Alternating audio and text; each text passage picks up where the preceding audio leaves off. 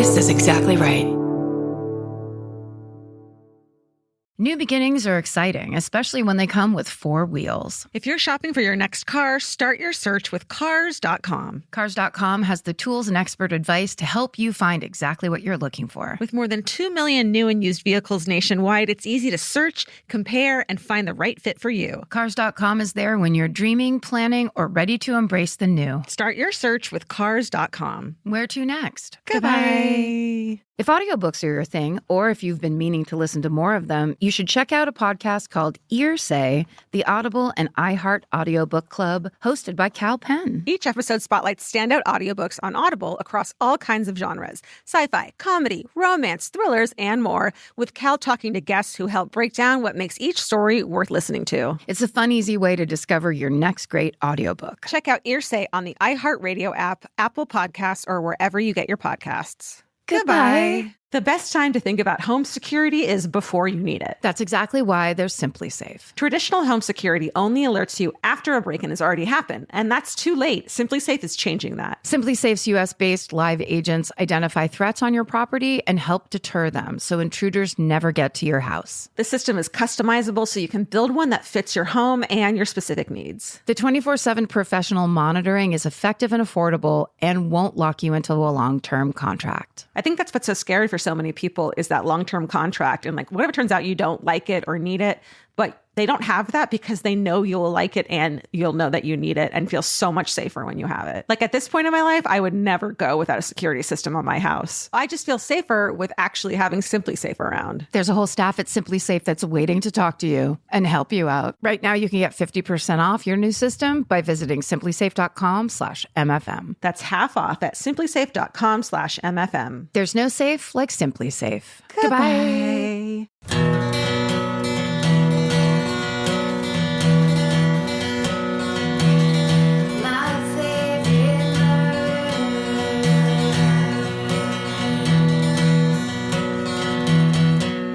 Welcome to My Favorite Murder. Why am I just repeating what you say? It's fun. It's like a call and response. Yeah. It's like this is a real thing. I was making Nora, my niece, she's 10, do cheers with me. Oh my God. I love babies who cheers. There's nothing better. We have video. She used to do it when she was like 4 years old, but now she doesn't care. Now she's like into sports and stuff. But I was making her like in my dad's living room while he watched football and ignored us. I made her stand up and do cheers from high school. And it was making me laugh so hard. Oh my God. It was like, we had a nice Thanksgiving. How was yours? It was great. We went with some friends to, because my mom and I aren't speaking, which is great. So I was able to just go to a fucking old school steakhouse with Vince and our friends. Oh, yeah. And have a nice time where I didn't have anxiety attacks and go to the bathroom and need to breathe and take Xanax and drink a lot. I still drank a lot. But it was your choice. Right. You didn't feel like you were trying to escape. No, I was feeling I was trying to be like part of it. Yes. That's good. How was yours? It was great. I think I may have told you this, but we, basically revolted on my dad cause normally we drive down into the Bay Area. We go to Daly City or we go to Pacifica or it's somewhere on the peninsula or whatever. We always go to our families and all of them are in San Francisco or south. Mm-hmm. And this year my sister's like, I'm so tired. I can barely move. And I was like, we don't have to go. Yeah. Like Aunt Jo, our family isn't going to be like, how dare you? They're not like that. Yeah. My mom is. Yeah. Right. It can be pressure. My dad is. So we had to since when did you give a shit about Thanksgiving? Yeah. There's no religion attached to it. It's just fucking feeding the shit out of yourself. But it's like family. It's a family time. And yeah, we had to, my sister's the one I'm saying we, but she's the one that did all the putting the foot down. But then we went to Adrian's with her family and it was super fun. Chill and fun. I love when sports are on. It's loud. And I love when fucking food is everywhere. Is there a baked brie? I hope so. Sure was. Nuh-uh. Oh, yeah. There were samosas because Adrian's mother-in-law is from Sri Lanka. Oh my God. I fucking love that so much. I hung out with her a lot. Pushpa, she's one of my favorite people. She's the one that when Nora was 5, she asked Nora what she wanted to be when she grew up. Nora said, I want to be a cheerleader. And Pushpa said, don't be a cheerleader, be a doctor. And Nora Yes. does that impression and says it all the time. A lot of badass women in, love in her. our neck of the woods. Don't be a cheerleader. Well, I'm looking forward to. I'll be in Vegas. faraway train? For a faraway train. We're going to Vegas for Christmas. Nice. I'm excited about. And fuck it. The rest of the month, fuck it. Holidays should be a holiday. Yeah. They really should. Yeah. Vince and I are talking about how we can show up at the family Hanukkah party, like, ridiculously. So, like, one thing is that we get a Hummer limo for just the two of us and have it wait outside the whole night. Yes. And then I walk in wearing that amazing dress that has yours and my face all over it. Oh my God. Where's that from again? Oh, like who made it? No, but it's like someone made it and it's a website where you can get it. And a couple girls have worn it to the meet and greet. There is nothing more disorienting. It's so weird. And amazing than somebody walking up with because it's not like pictures or whatever. No. It's like one step further where someone has made material of our faces and then knives and cats and like all the things that we like. Knives and cats. Knives and cats. It's so bananas. So I want to wear that to the Hanukkah party. Good idea. And then you're just going to burn all the bridges at one time with one fell swoop. Yep. One swell swoop. A fell swoop. A swell swoop. Well, I was going to tell you at Thanksgiving, because now everybody knows my once secret passion that's now a very public passion of loving true crime. There was someone that had a Charles Manson story.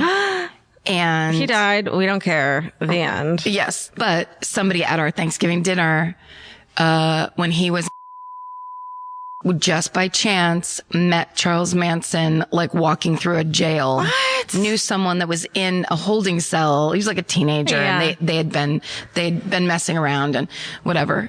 And he like shook Charles Manson's hand. And it was when the cops had arrested him for like stealing car parts, but they didn't know that the Tate LaBianca murders had just happened. Wait, so why did he shake his hand then? Because it was just the guy he was talking to in the cell was like, hey, why are you here? Why are you here? It was one of those things. And then they're like laughing. It was both of them were just like, oh, it's this dumb misdemeanor, like no big deal. And then, but the guy in the cell goes, I get it. Oh, this is Charlie. And then the guy at our dinner like shook his hand. It was like, oh, hey, how's it going? That is fucking bananas. And I bet not a lot of people have a story like that. It was awesome. And also the guy that told the story is a really good storyteller. Yeah. Real casual, very petaluma. Yeah. Like and it lets was just little like, bits out here and there. Exactly. Draws you in and all this. But also very like, he's very much himself. So it was like, you could see him doing it. Yeah. He was, I think at the time. And it wasn't like a story he told all the time and he was like bragging about it. It was like, oh yeah. In fact, I wonder if I'm allowed to even be telling this right now that I think about it. Bleep his name out and then we'll move on. Bleep his name and relation out. Steven, cut that. Don't cut it. Just Steven, bleep that? Bleep it. That's a new one. Steven, bleep that. Yes. I want to talk to you about well, so they caught is this a confrontation? Yeah. I want to talk to you about your problem. I've been wanting to talk to you. No more macaroni and cheese. No, please order the macaroni and cheese balls that they do now. Like a deep fried macaroni and cheese. Do you know what I ate the night? Oh God, was it the night of Thanksgiving? Oh my God. What? After we went to fucking this crazy steakhouse, ate this crazy meal, we went and drank the rest of the night. You know, you like eat at 4:00 Thanksgiving. Yeah. So by the time we get home at like 11 or whatever, Vince and I are hungry again and drunk. Yes. And so we made a Stouffer's French bread pizza. Hell yes. And fucking frozen mac and cheese. Yes. The night of Thanksgiving. Stouffer's? No, it might have been like Trader Joe's or something. Yeah. But still. Yeah. Some nice oven mac and cheese. Yeah, I'm not fucking here to talk about Stouffer's. I'm here to just talk about their French bread pizza, which is my fucking favorite thing ever. Yes. That's an American classic that is totally unsung. People like to talk about, I don't know, apple pie and Chevrolets. Yeah. Or like fancy pizza. Fucking a pizza that someone was like, look, old bread. We're going to put tomato sauce and cheese on it. And like weird little triangles of the saltiest, best pepperoni you've ever had. That's like, don't come at me with the fucking supreme. No. Don't come at me with the fucking cheese. I want those fucking tiny triangles of pepperoni. It immediately bring me back to like spending the night at someone else's house where I'm like, my parents would never let us eat this for a dinner. Definitely. But suddenly you're at a parent's house where they're like, Coke out of a can at the table and a Stouffer's French bread pizza. What the fuck? Oh my God. It's mayhem. That's so true. It's so exciting. It's like a total celebration. Yeah. Or it also is like, you're 8, you've been left home alone, you've been given directions, turn the stove on, then turn the stove off. Yeah. Don't burn down the house. We'll be back at 11. 11. They need to party harder than that. Well, that's what they'd say, but you'd be asleep by the time they came back at 2. Right, exactly. They're like, we came home at 11 and we were totally sober. Okay, so then speaking of serial killers, which Manson wasn't, he was just a fucking bastard. He was like a drug dealer. Piece of shit. The Tampa Seminole Heights serial killer, they think they caught him. Oh, right. Yes. Are they 100% that it's him? It's pretty fucking certain. I'm 100% that it's him. I am too, so that must be right. Because if you tell me something once on social media, it is locked law in my head forever. Karen doesn't want to hear more than 140 fucking characters about it. Actually, 10 is fine. 10's fine. Just be like, they caught him. Great. And they don't even have to say who it is. She'll believe. No, but I'm not interested in his business. That's none of my business what his name is. Not interested. Well, I'm looking forward to seeing how that unfolds. If he worked in a fucking Popeyes at any point, the fact that he did work in a McDonald's gives me hope. Hold on though. Did he work at McDonald's or was he arrested at McDonald's? Both. He had worked at McDonald's before and he was arrested at that McDonald's. But we don't know about Popeyes. That's just from our email. So we had an email a couple of episodes back where these girls were like, we got an Uber car. And the driver was like, I think I drove the serial killer. He had worked at Popeyes. Right. So the fact that he had worked at one fast food place makes me think that he had maybe had a job at another fast food place at some point in his life. Also, if he really was a serial killer, he could have worked at McDonald's, but that was his cover. Like he thought, oh, I'll lie and say I work at Popeyes and they'll never catch me. Or maybe, because if the McDonald's, if I'm remembering correctly, that he wasn't a McDonald's employee anymore, he had to have another job and maybe he was currently a fucking Popeyes employee. That's right. Because if he has the experience of dropping those fries for 3 minutes, pulling them back out, salting them and I would encourage you to salt them thoroughly because what's more heartbreaking than fresh McDonald's French fries that you're all ready and you're like, oh, I shouldn't be doing this. I'm doing it. And then you stick one in your mouth and there's no salt or very little salt. I don't think that's ever happened to me at McDonald's. It hasn't? No. It's happened to me a couple times. I have good French fry luck. Fuck. I have the worst because also I'm like, I shouldn't be doing this. I shouldn't be doing this. You're like, well, now I have to fucking double down and put the sauce on myself. Yeah. Or you get like older ones. Just they've been around. No. Nope. Listen, this is the episode called Let's Talk About Junk Food. This is the episode called Sure, you want to hear about serial killers, but we want to talk about how French fries break down. And we just realized that we're hungry. And maybe that's the problem. I've had a bowl of fucking Raisin Bran for dinner tonight. Oh, that's good. And half a vodka soda. Oh, you've got your fiber. Mommy is full. You've got your fruit. Did you put a little lime in there? Good. Fucking citrus. No scurvy for you, gal. Okay, here's the fun part. Speaking of Tampa, we put the Orlando episode up last week, right? Yes. Because we were like, we're Thanksgiving, goodbye. Yeah, exactly. We're out of town. And I would just like to say, I am fresh off the Highway 5 driving for fucking 6 hours to get back down here, straight to George's house. Love it. Thank you. No. Sacrifice. No, I know that's not what I'm not. More of an excuse for my performance. Okay. So in the episode of Orlando, I did, Eileen Wuornos. Yes, you did. And at one point we mentioned Land O'Lakes, Florida. Yes. At which point we kind of both admitted that we lost our shit because it's like, wait, that's really a place that was just a butter. We thought it was just a fucking, it's not a condiment. What is it? It's a dairy product. We both lost our shit.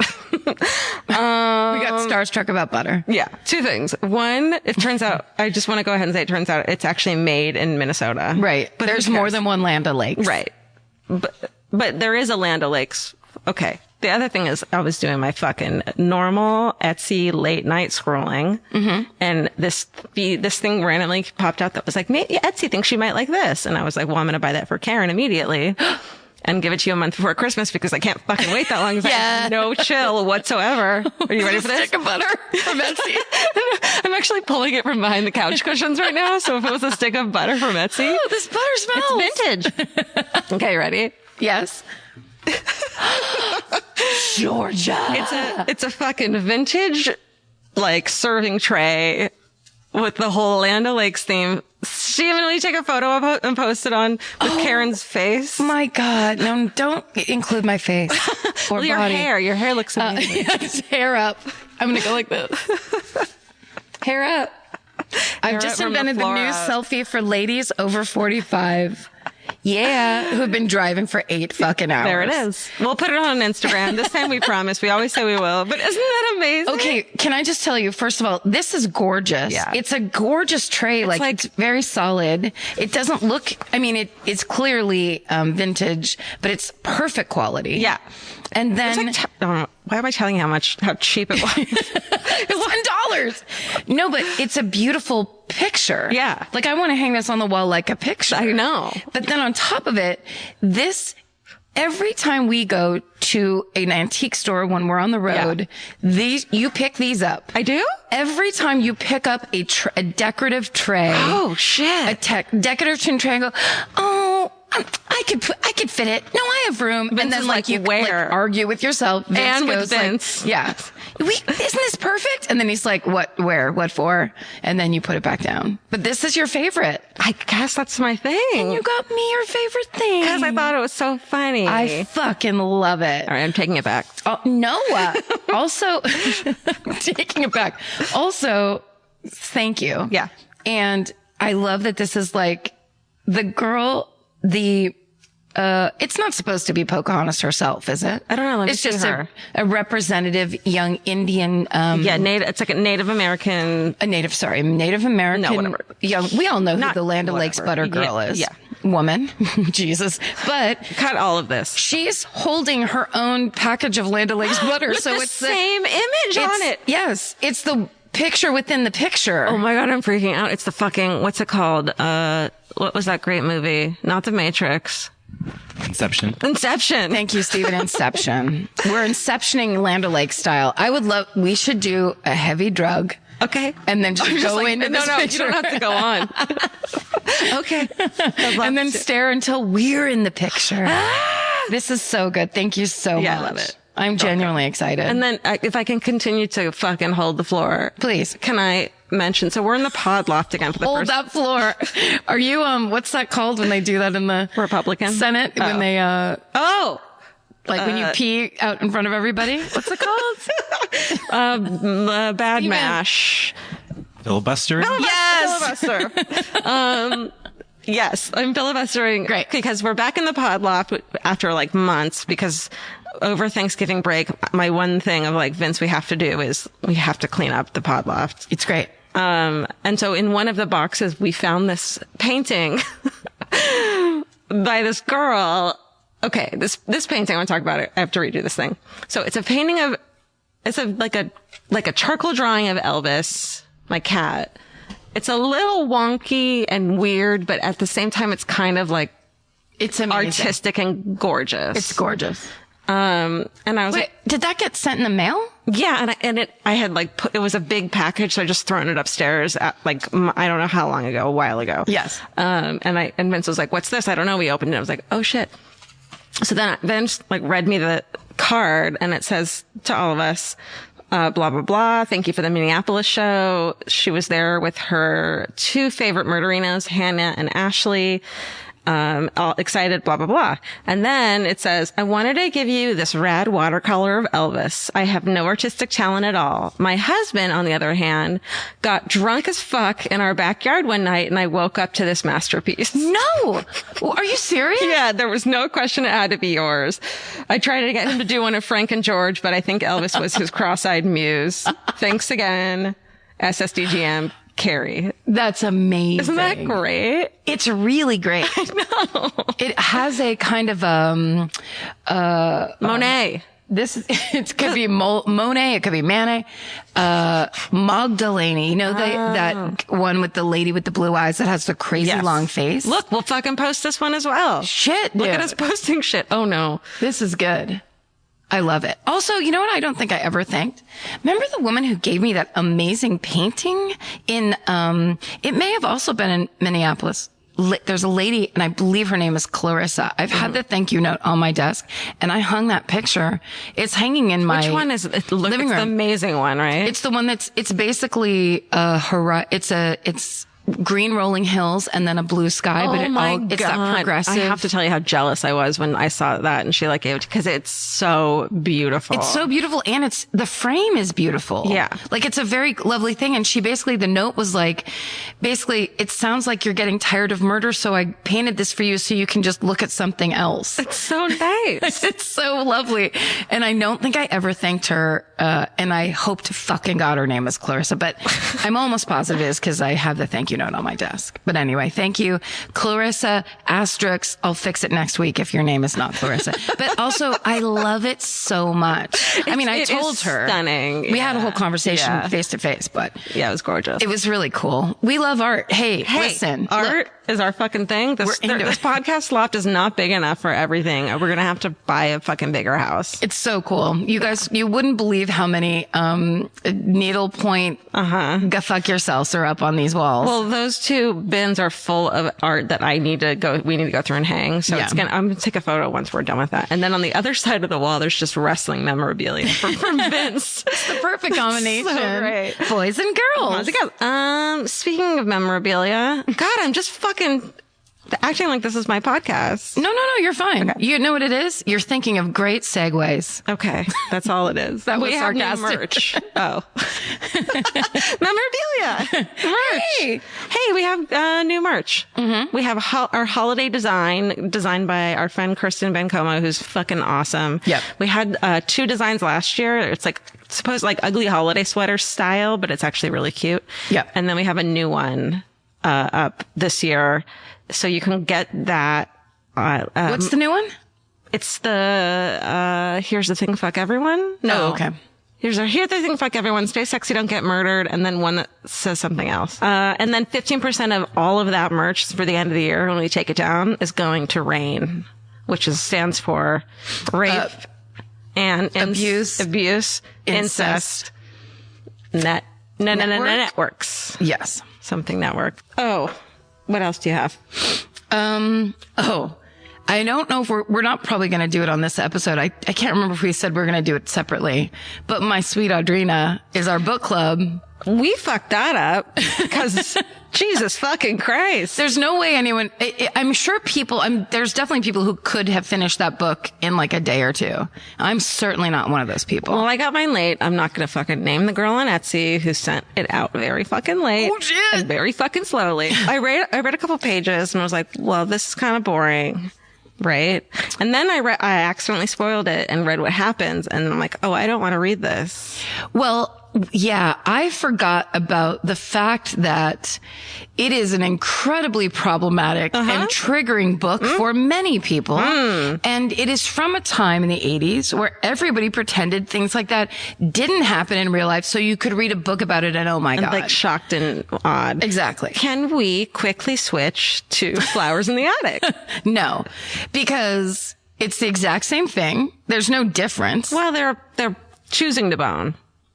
There's like a no, they've been locked in an attic for years. Yes. They have no choice. That's true. But yes, you're right. It's not sexual fucking assault that's been strangely romanticized. 9-year-old. It's, well, spoiler alert. Oh shit. But no, that comes out in the first beginning. But here's the thing. I think it would be fun still to read a dumb book and talk about it because I have gone through so many emotions of trying to read that book. The phrase, the first and best Audrina. Right. That's creepy as fuck. If you pulled that phrase out of the book, the book would only be 112 pages long. It is repeated so many times. Oh, and that fucking cousin of hers who were like, obviously it's not her cousin. Like we could I mean, like shit that you know now and you didn't know when you were 12. I've just really, really been enjoying the photos people are posting of their copy because no one has a new copy. It's the best. And like people are taking photos with their cats and they're this and they're that. And then the like comments of like, I can't, the like, how the fuck did I read this at 11 years old? Yes. What the fuck? Yes. This is why I'm this way. It's been really amusing. It's hilarious. Yeah. Also, there is an aspect to it that I think is almost introductory. If you want to be a writer and you're 9 or 11 or whatever, and hopefully not 9, hopefully you're 12.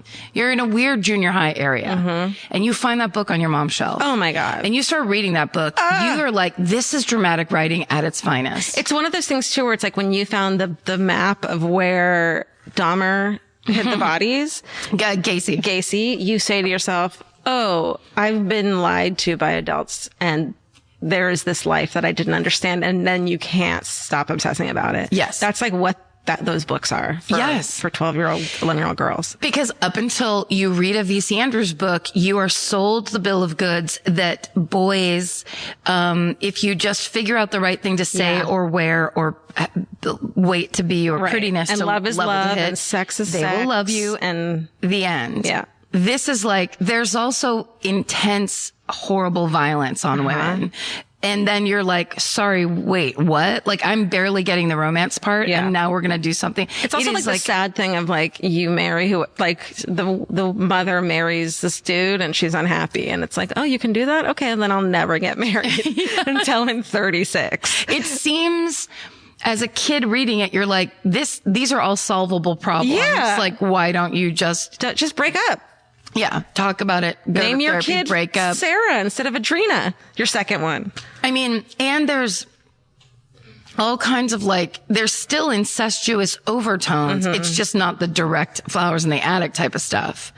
But the descriptions of her and her daddy sitting in the rocking chair together. Sometimes it got terrifying or something. Yes. And it's like, hang on, what? It's not. It doesn't. Okay. I'm going to keep reading. Imagine in this day and age. Also, I will say this. I will admit this. And some people did this and they said they were cheating. I don't think it's cheating though, because that book, here's the fun of it. I had it at my sister's house. So every night we'd all go to bed. Did you read it to Nora? No. Oh my God. Every night we'd go to bed and I'd read Nora to sleep. How incredible would that be? Literally, Nora just started the Laura Ingalls Wilder series. That's how nowhere near this she is. But I would go home and then I'd go, oh yeah, I have that dumb book to read. And then I would get kind of excited. But yeah, me too. I got a hardback copy with a big plastic cover that I was using as the bookmark that every night I would fall asleep while I was reading it because it's the same, roughly the same 11 sentences over and over again for 200 pages. So it would literally drop out of my hand and I would be asleep with the light on and I would wake up at 3 a.m. like, what the fuck? I love it. And I would lose my place every night. So I have reread the first 50 pages. Like it's like 1 step forward, 2 steps back every night.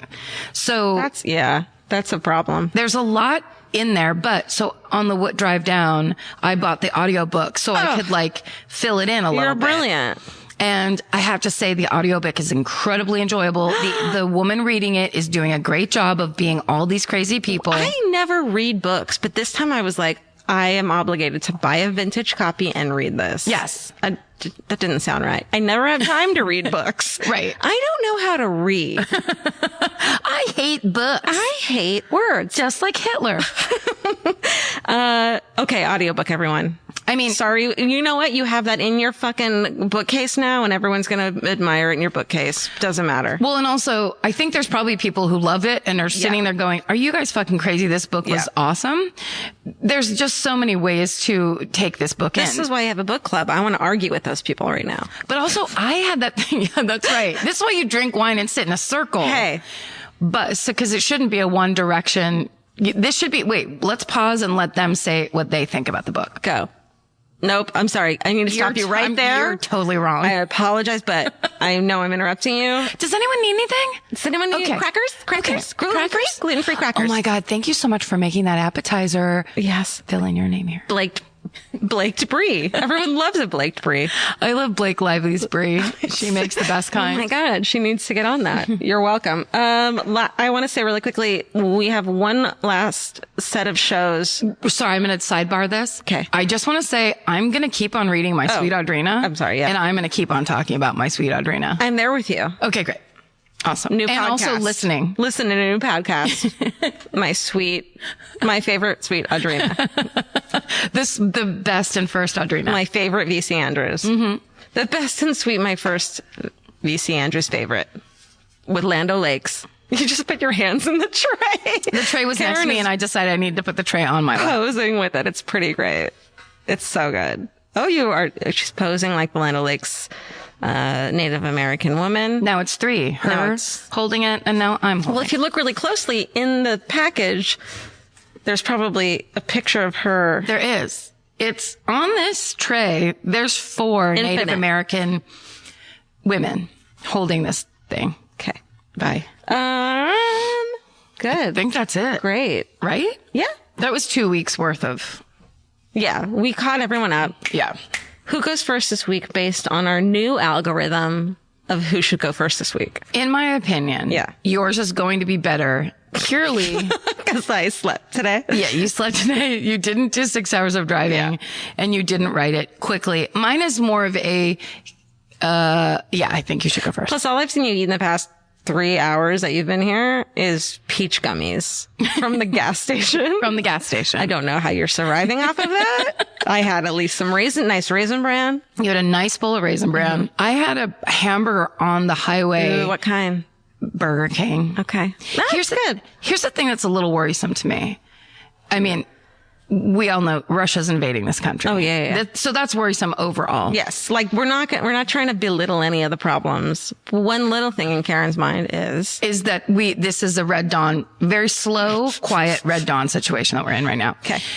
But on top of that, driving down the 5, I have every exit memorized because I've been doing it for over 20 years. Jesus, yeah. So it's like, I know I'm like, do I feel like a Foster's Freeze situation? Or am I just going to go Burger Subway? King's coming up. Yes. Do I need to go clean and light and not get depressed, or do I not give a fuck? And is this my time to shine? Yeah. Whatever. Exit after exit, everything is closed, abandoned. The Foster Freeze is abandoned. No. Yeah. That's creepy. There's hotels that are abandoned. I haven't taken that drive in a long time. It's fucking, and also a shit ton of the trees, those almond farmers, a lot of those they're abandoned. Farmers, the trees are abandoned. They had to stop because the water got cut off because of the drought. So there's entire groves of trees that are dead and pushed over. And then the Foster's Freeze has fucking graffiti on it. End of days. It's nutso. Fucking end of days, people. Guys, we can't, all the money's at the top. It needs to come back down. It's literally nutso because we're talking about almond trees. Nutso. We got to rise up. All right, go ahead.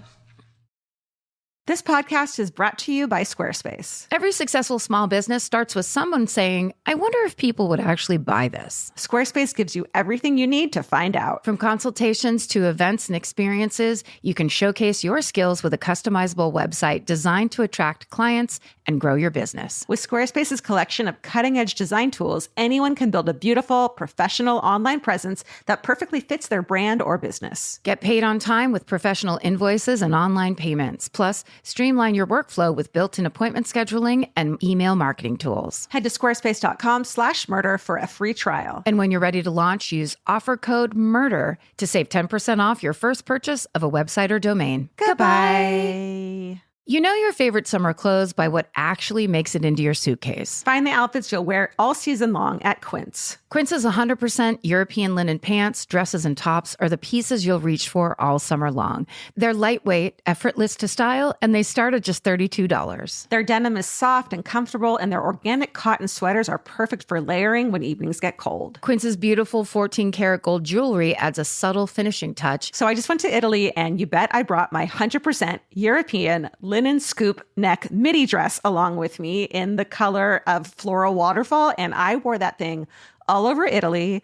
It was like the perfect day to night. It just looked so pretty. And I felt like I looked sophisticated while still being comfortable. Make your summer wardrobe feel easier. Head to quince.com/MFM for free shipping and 365-day returns. Go to QUINCE.com/MFM for free shipping and 365-day returns. Quince.com/MFM. Goodbye. Every piece of furniture you own has a story. Sometimes it's an heirloom, and sometimes it came with the house because it was too heavy to move. If you're ready to start a new chapter with your home decor, there's Article. Article makes it effortless to create a stylish, long-lasting home at an unbeatable price. They take great care in curating their collection, focusing on pieces that stand the test of time. We've talked about Article for a long time.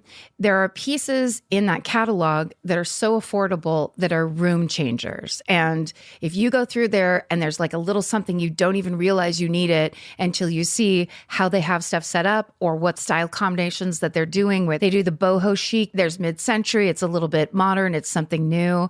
Like there's so many choices in there and it's not going to break the bank. As someone who's interested in tons of different styles and time periods, Article covers them all in one place. I love that. I know I've mentioned already how much I love my entryway table, but I swear to God, because the path that it's on, I pass it 4 times a day, and I love it more every time. Article is offering our listeners $50 off your first purchase of $100 or more. To claim, visit article.com/murder, and the discount will be automatically applied at checkout. That's article.com/murder for $50 off your first purchase of $100 or more. Goodbye.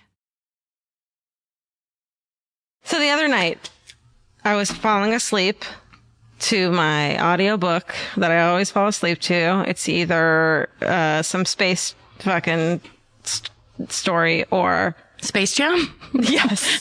I was thinking that too. The soundtrack to Space Jam. Yes. Or Whoever Fights Monsters. Yes. That book we love. The best. Falling asleep, couldn't fall asleep, listening, and I was like, wait, what's this? About this case. Had you never heard of it before? I think I'd heard about it. Like some people on the Facebook group had written about it here and there, so I'd maybe heard about it. And also Mindhunter, even though the show, there's like a couple cases that are similar, it's not one of them. But I was like intrigued. What's up? Let's do this. Okay. So in June of 1973, the Yeager family of Farmington, Michigan, they go camping at a campground in Montana's Waterhead State Park. It's near the small town of Manhattan, Montana, right? Yeah. Near Montana.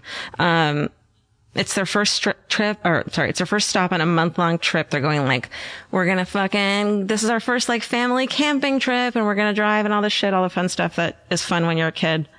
So that night, the parents tuck their 5 children into the kids' tent.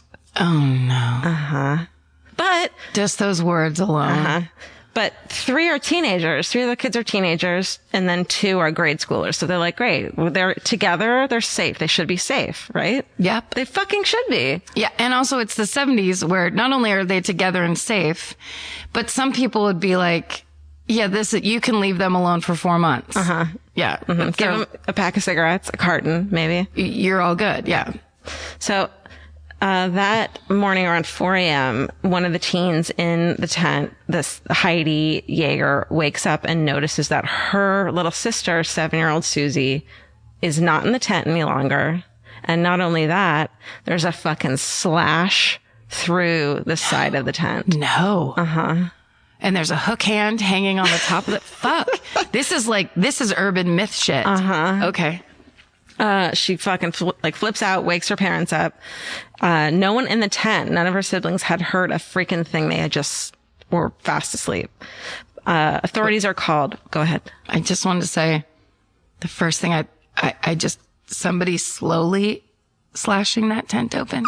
Quietly. A little rip of the fucking fibers. Quietly and slowly. It wasn't a quick, fast one. So much scarier than a fast one. I didn't think of that, and now I want to cry. Yeah, me too. Okay. And turn around, there's a fucking wall mural of a fucking forest behind you, like where they were camping. Fuck, okay. Oh my God. Okay. Authorities are called, immediately. They find footsteps leading away from the tent. And And so the FBI is called because, so at the time, the FBI would only get involved in kidnapping cases if that was a possibility that they were taken across state lines. Yeah. Which is fucking bananas. So they're called because maybe that was going to be a thing. I don't know.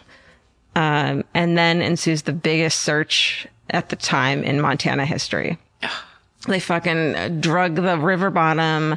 They had helicopters circling. They did all this crazy shit, but Susie could not be found. I think a couple days later, one random call, like ransom call came in.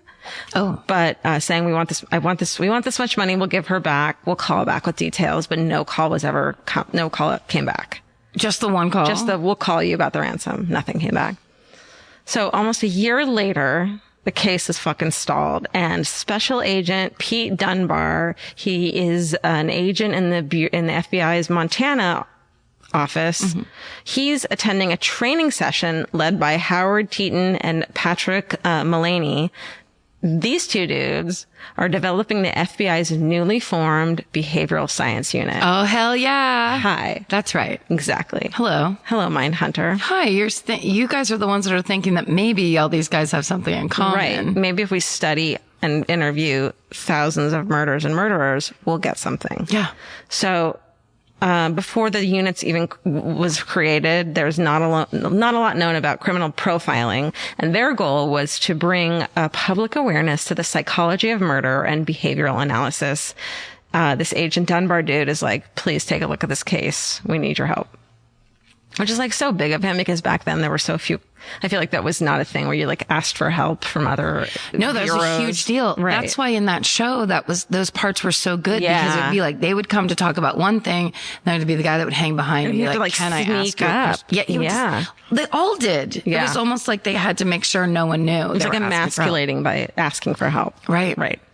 Okay. So this, although, Teton and Mullaney have been studying this stuff for a long fucking time, this turns into the first real case where they get to use their behavioral analysis. Oh. So this is the first case where this is used in real life.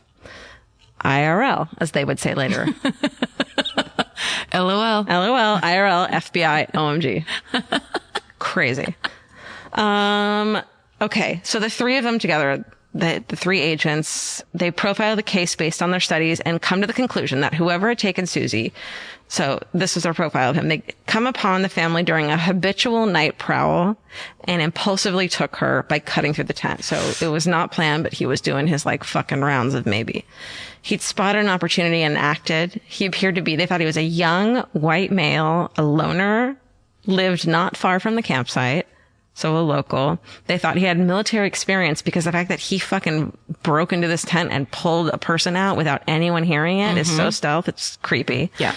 And he had killed before and possibly since. Ooh. This is like a year after her kidnapping. And then they were like, listen, Susie's probably dead too. That they were like, this is part of it. And that they said that he also probably collected trophies from the victim. So before these two had been called in, an informant had called and suggested that his neighbor, David Meirhofer, should be looked at. It was his neighbor. He's fucking creepy. Like one of those, like, this guy's weird. You should look at him, which usually we scoff at because we're like, weirdos are not killers. You know? So David Meirhofer is a 23-year-old Vietnam vet who Agent Dunbar actually knew personally. He said, quote, David was well-groomed, courteous, and exceptionally intelligent. He was the gentlest of persons, too. Oh. Murderer, right? Yeah, I mean, it's not a good sign. Look.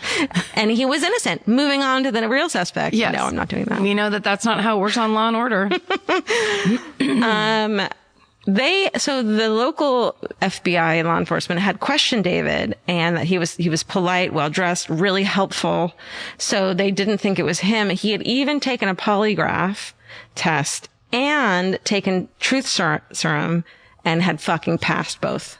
Flying fucking colors. Okay. Do we believe him? No. Oh, okay, no. Oh, you do. You did. Well, I was just thinking. Okay, maybe. He did it. I just want to let he's the killer.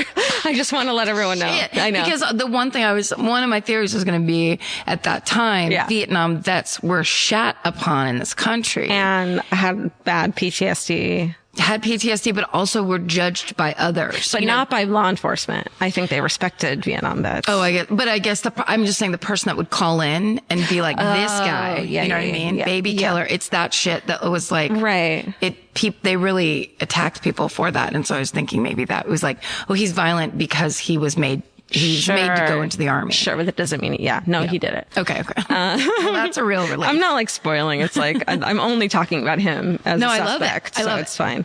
Okay, so Melania and Teton had seen, so now these two profilers come in and they use their fucking tactics and they're like, show us all the suspects you had. They read his chart and they're like, I'm sorry, this guy, it doesn't fucking matter.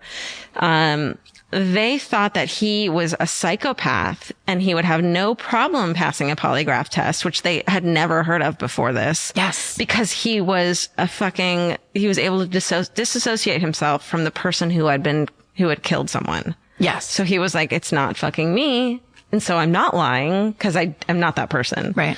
And also the thing I love about psychopaths, they don't get nervous. Right. They don't get nervous. Yeah. They don't have stress reactions to things. When I watched the old YouTube, it was one of those old, true crime shows where they had there was an FBI head guy who was the narrator. Yeah. So there was no charisma whatsoever. Because he was the real guy. Because he was the real guy. Yeah. It wasn't like a fucking Actor. Charming, Dennis journalist. Farina type. Yeah, like a journalist. Sure. They said they believed polygraph tests implicitly. So this was brand new as well. Yeah. Blah, blah, blah, blah, blah. Currently, they thought he was the killer for sure. These two dudes, Melania and Teton, but, everyone else was like, hell fucking no, you're wrong. Even Dunbar, they were like, dude, it's not him. That was a direct quote. But then they're able to convince the Jaegers, the fucking mother and father of Susie. Now they're back in Michigan. They said, okay, we think this is the kind of killer that will contact you again because they want to be part of the investigation. It's the kind of thing where they want to be friends with cops, which fucking David Meirhofer was. Chatty with cops. Just like our boy Ed Kemper. Exactly. They think that the kind of killer wants to insert themselves in the investigation and stay part of the victims' lives and continue to inflict pain. So gross. I know. Okay. So they're like, let's put a tape recorder with your phone and let's set up a tap. And they're like, hell yeah. All right. Meanwhile, Susie's mother, Marietta, she's a devout Catholic. And initially she says that she was, quote, ravaged with hatred and a desire for revenge. And that also she could have killed the man, quote, with my bare hands and a smile on my face. Yeah. Which are like, girl. Yes. Absolutely. 100%. Then she was like, as a devout Catholic though, she's like, she says she understood that her hatred was going to fucking kill her. And she says, I, quote, I was called to forgive my enemies, not to kill them. So I made the commitment to work toward an attitude of forgiveness. Shit. And so through that year, she was able to come to terms and start praying for whoever took her daughter, even if it was like, maybe he's alive. So I'm praying for, good weather that day. Or I'm praying, she started kind of opening her heart to him, which is beyond incredible. Okay. Yeah. Exactly 1 year to the fucking day, and Karen, to the fucking minute. No. 3:30 in the morning, a call comes in. Oh. To the minute. Ugh.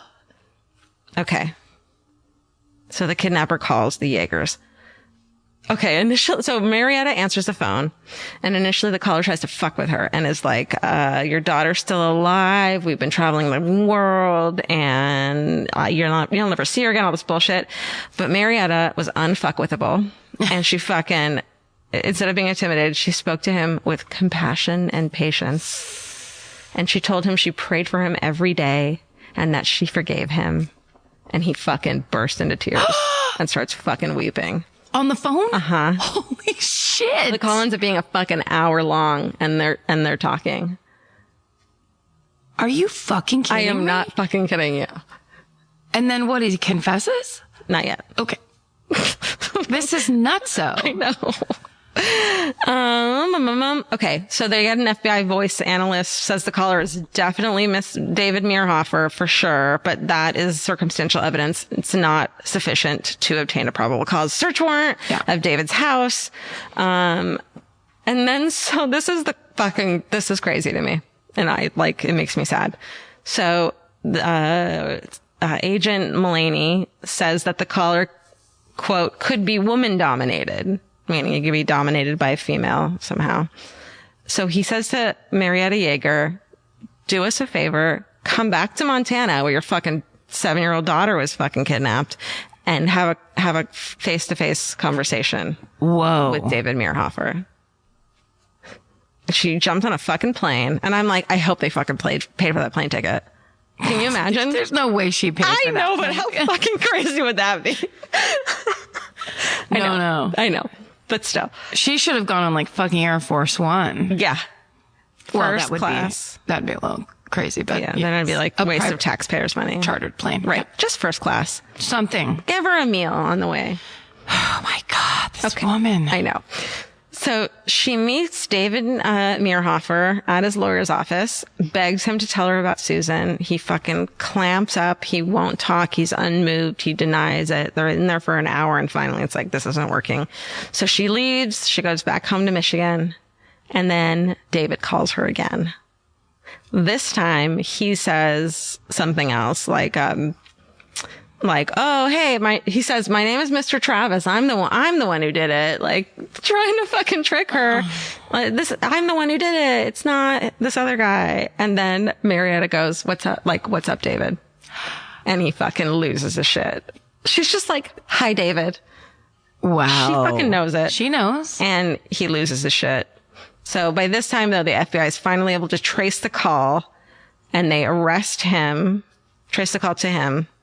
And now they have enough evidence for a search warrant. In his home, police discover everything's fine. Open the freezer.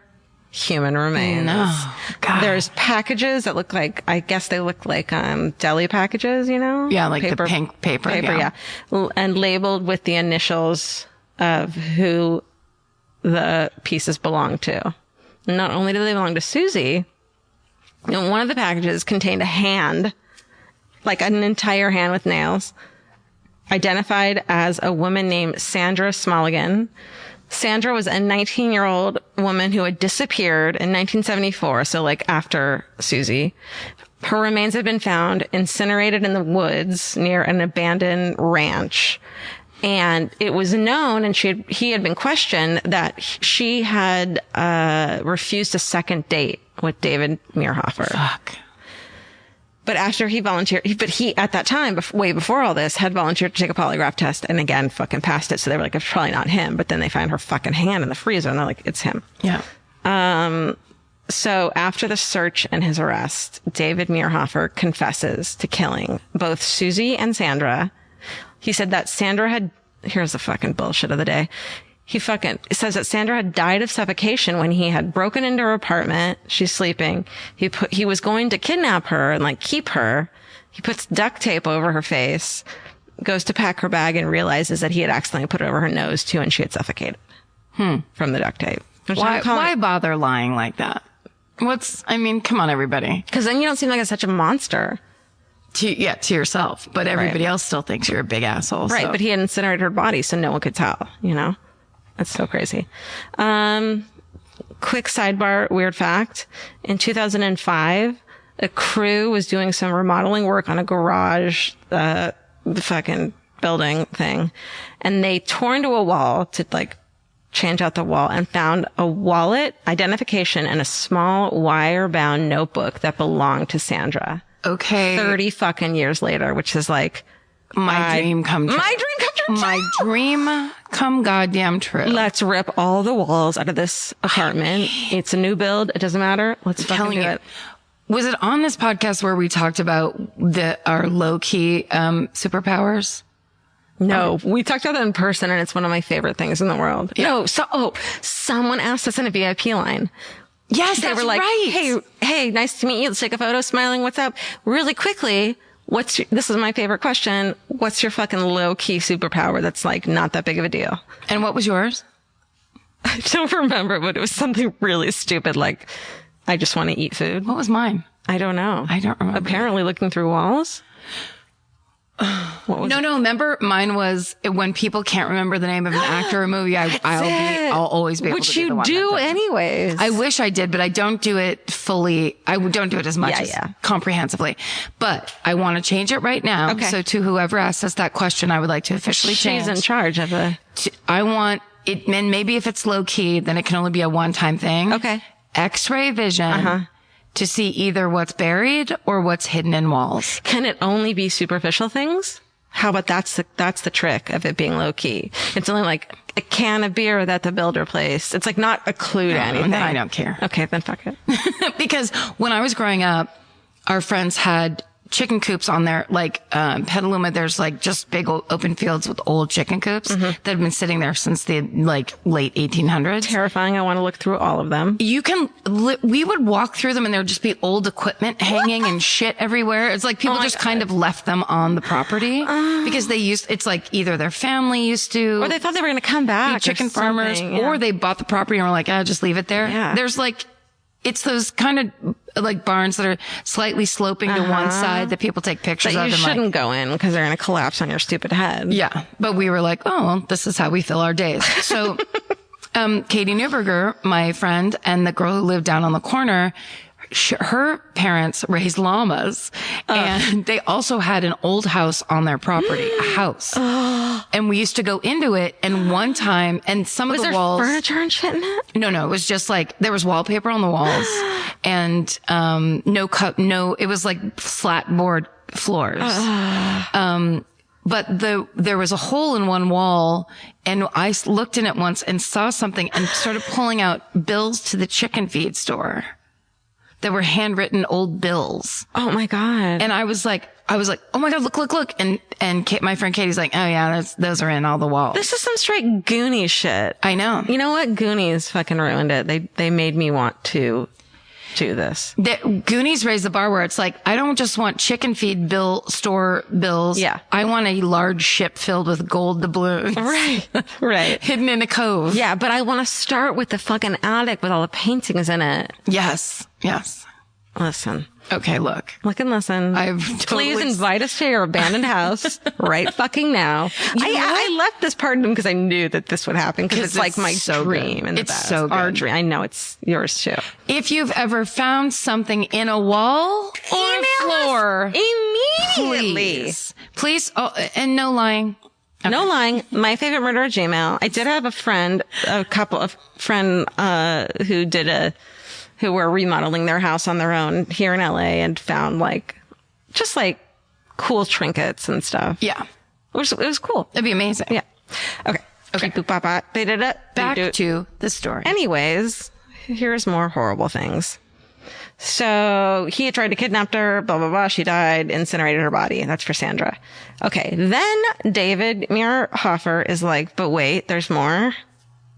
He confesses to the unsolved killing of 2 local boys. March 1967, 13-year-old Bernard Pullman is playing with a friend in a creek in Manhattan, Montana. So at the time, David Meirhofer is a high school senior, and Bernard, this kid's older brother, was a classmate that David had fought with. David drives by, sees the little brother, fucking pulls over, takes his fucking .22 out of his car, hides behind some bushes, and fucking shoots Bernard through the fucking heart as he's playing. Fuck. Yeah. Then in May 1968, and this is 5 years before Susie had been kidnapped and murdered, This is like 10 miles from where that had happened. A Boy Scout named Michael Rainey, he's 12 years old. He was sleeping in his tent at this Boy Scout retreat, and his tent mate, who was in the fucking tent with him, wakes up to find him dead. He had been struck on the head and stabbed to death while he had been sleeping. No. Yeah. It's fucking crazy.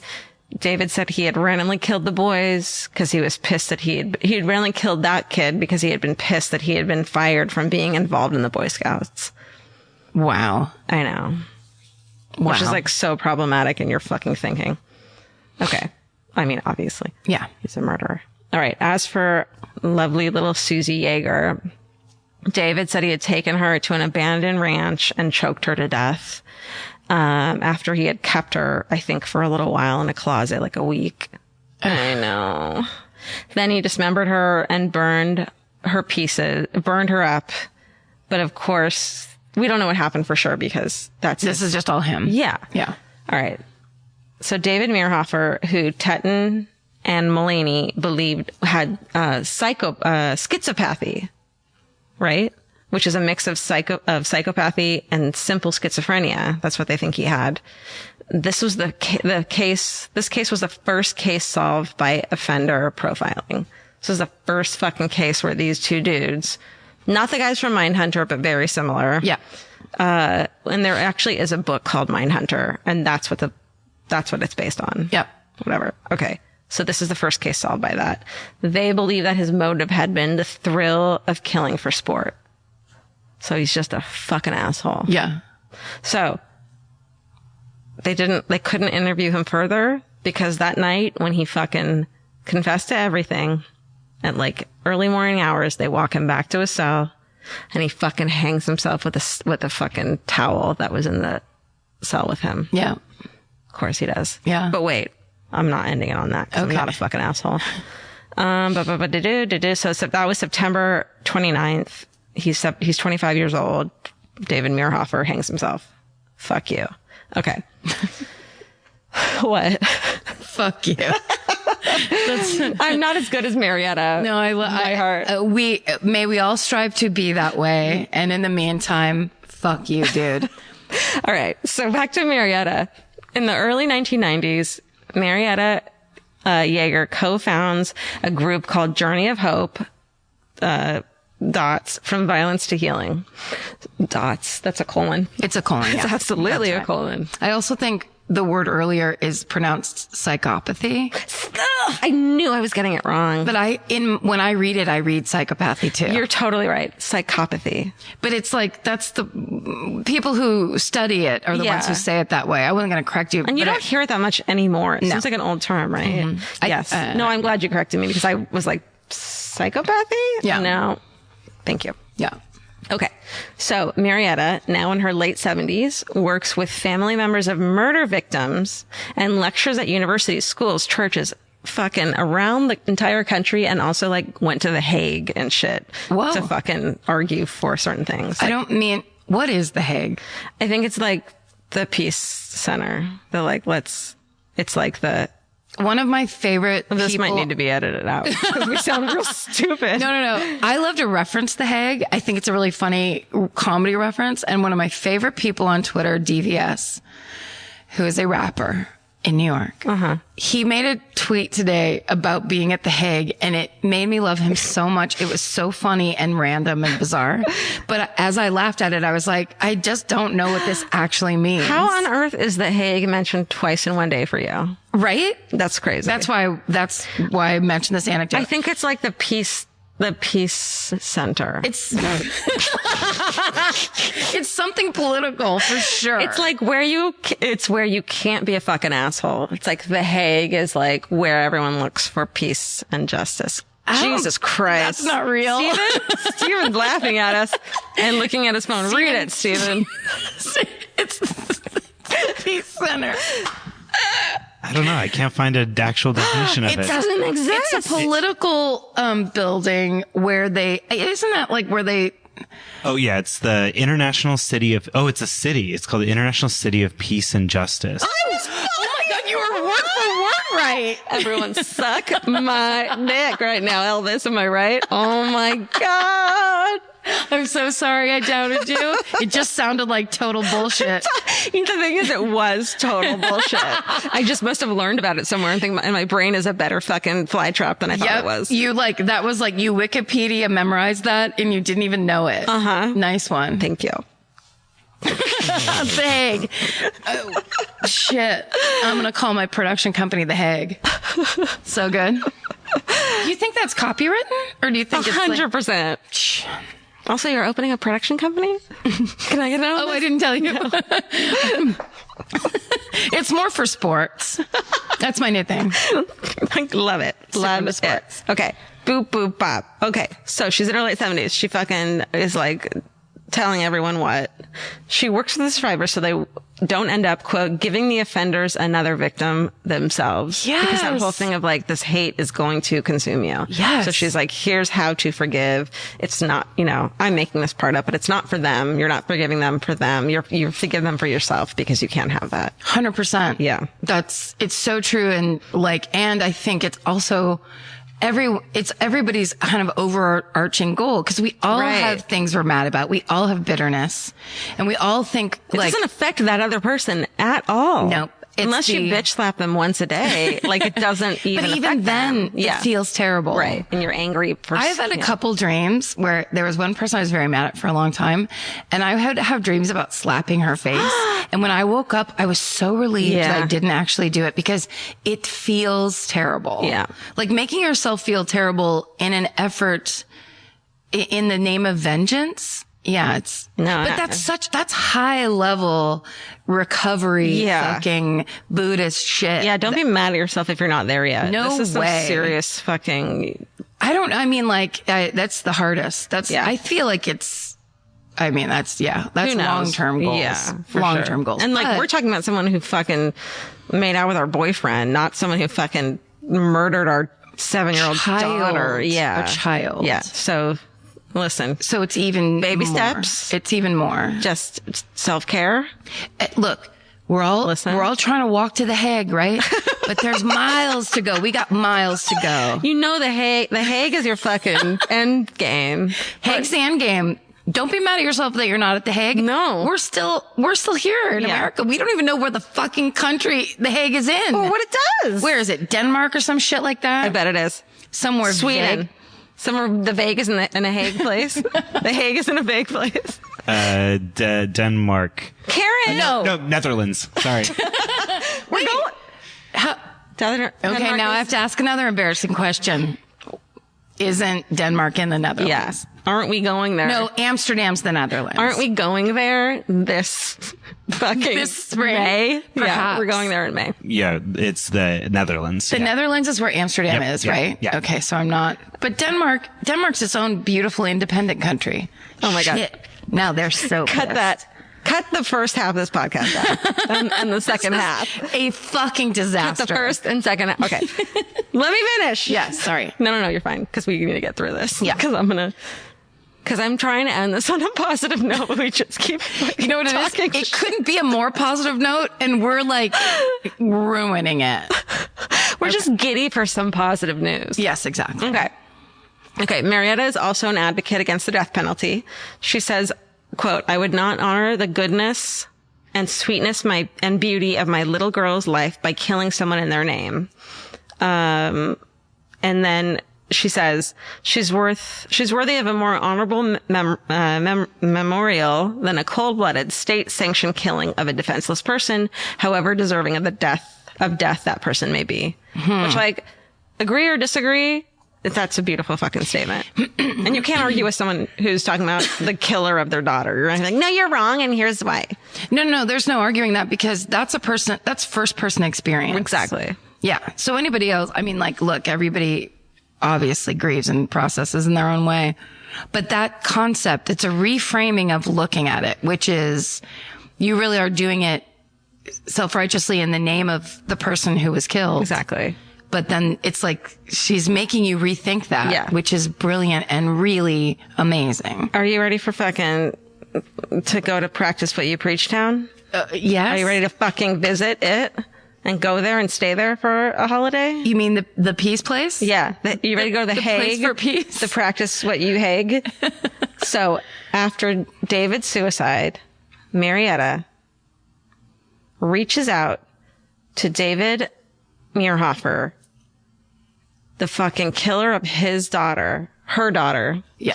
Reaches out to David Meirhofer's mother. Yes, because she's a victim too. And in the years following his suicide, the moms together accompanied to each other's children's graves. No. And she said, quote, together we were able to grieve as mothers who had lost their children. I hoped that it would help her to know that I had forgiven him. I know. Holy fucking shit. I know. What? Say her name again. Marietta Jaeger.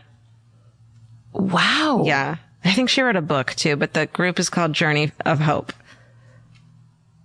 And it's yeah, it's fucked up. It's crazy. I can't, because you've seen that. We've all seen that on true crime shows where the family of the perpetrator is horrified and they are in this strange bubble of, and they have this shame and humiliation, guilt by association. And this what could I have done to prevent this? And they often are the victims. Subject of so much hatred, right? But probably maybe were victimized by the perpetrator themselves. Yes. God damn, that's high level human work right there. Marietta Jaeger. Fuck. Yep. And that's that. Wow, Georgia, that was amazing. Thank you. It was that's what happens when you have insomnia and you listen to terrible books. And you're like, oh, that's of course you're not sleeping. You're listening to this shit. It's so funny though, because when I was listening to those, is it Those Who Fight Monsters? Yeah. I think so, yeah. Yeah, I think it is. Something like that. Which, by the way, is a great book to fall asleep to. I fucking bring it down to, instead of at full speed, I bring it down to 75% speed. Oh. Good fucking night, usually. I like that narrator. Yeah. He's good. He sounds like an FBI agent. He sounds official and standard, but then there's also an interestingness to his voice. But when I was reading that, because that book, it seems like that book has 95 chapters. Like when I was reading it, it was just in my car every time I would drive around. Yeah. And it felt like it went on forever. But every time I would be like, write this down. This could be your next murder. Because there are so many ones that were obscure or I either hadn't heard of or knew a little bit about. Yeah. Where I was like, write this down. And I just never did. Well, this is the reason I found this one is because I was on the last chapter and it's about Ed Kemper. And it's just this even-keeled guy narrator talking about he would cut the heads off of the, and I was like, what are you listening to, Georgia? Yeah. So then instead of putting something else on about fucking space, I put on chapter 7. I was like, fuck this chapter and put a different chapter on. I'll go to a different chapter of the murder book where this is the subject again. Yeah. It's just going to be a different body part. It just won't be anything that's not Ed Kemper. That's all I need. Also, have people already started up fan groups for the actor? Because I realized I said our boy Ed Kemper, but what I mean is the actor who played Ed Kemper in Mindhunter is our boy. We're following him on Instagram now. Oh, really? Yeah, because we joked about how he should be on what's that Pitch Perfect, and so someone made a fucking amazing graphic with just him photoshopped in there very badly on purpose, and it was super hilarious. Oh yeah, that's right. And so someone tagged the dude who plays him and was like, hey, look, you're on this podcast. And so we're following him now. I don't know if I can find his name right now. I probably can't. We follow Beyonce too, so oh nice, it's got to be in there somewhere. But it's pretty great. That's so rad. Yeah, it's pretty because he looks like your big friend from high school that always has shitty weed to hang out with you with and video. He just looks cool and fun. And then he looks like men in his life have always tried to pressure him into playing football, but then he would talk to them about quantum physics and they'd leave him alone. And he really likes hanging out with girls, but not sexually assaulting them. Yes, exactly. Unlike Ed Kemper. And then he will post a photo on Instagram of here's me as Ed Kemper. You got to watch this. And it's like, oh my God, that's not you. It's Steven? Cameron Britton. Yay! Is he Canadian? He's got a Canadian vibe to me. Yeah, maybe. Cameron, let us know. Well, that was great. Summer's for adventures, road trips, and adding a whole lot of miles to your car. That's why it's worth stopping at Valvoline Instant Oil Change first. If you need an oil change, make the smart stop at Valvoline Instant Oil Change before you hit the highway. Their trained techs can help you get road trip ready with an oil change and an 18-point maintenance check included with every oil change, checking your tire pressure, wipers, lights, and more. That means they're checking important things before you're halfway to your aunt's house with no cell service. And these aren't just any techs. Valvoline Instant Oil Change techs complete over 270 hours of training, so your car's in capable hands. The best part, you can stay in your car and you're in and out in about 15 minutes. So before your next long summer ride, pull into Valvoline Instant Oil Change. Valvoline Instant Oil Change. Change wisely. Goodbye. Goodbye. Get into the Hyundai Getaway Sales Event and get away with a deal so right, it almost feels wrong. Right now, you can get great deals on Hyundai's most popular models, from hybrids to EVs and more. Score on the adventure-ready SUVs like the Hyundai Kona, Tucson, Santa Fe, or Palisade, or the bold and tech-inspired Elantra. And the most advanced and capable Sonata or Sonata Hybrid yet. Or go all-electric with the Ioniq 5 or Ioniq 9. But getting away with a great deal is just the beginning, because every new Hyundai is backed by America's best warranty. Which means you can shop with confidence and drive with unrivaled peace of mind. So get down to your local Hyundai dealer and get away with a deal you'll truly love, but don't wait. The Hyundai Getaway Sales Event won't be around for long. Visit HyundaiUSA.com now for details. Goodbye. Support for today's episode comes from Square. Nobody starts a business because they love payroll. Or invoices. Or business. And that's why there's Square. Square brings your payments, inventory, scheduling, staff, online orders, and reporting together in one connected system. You can take payments in person, online, or on the go, and track sales and inventory in real time. Instead of juggling a bunch of different apps, Square keeps everything connected behind the scenes, so you're spending less time fixing problems. Whether you're just getting started or growing your business, Square is designed to grow with you without complicated setup, contracts, or hidden fees. If you're starting a business or running one that deserves better tools, Square helps you sell, manage, and grow without slowing down. Right now, you can get up to $200 off Square hardware at square.com/go/MFM. That's SQUARE.com/GO/MFM. Run your business smarter with Square. Get started today. Goodbye.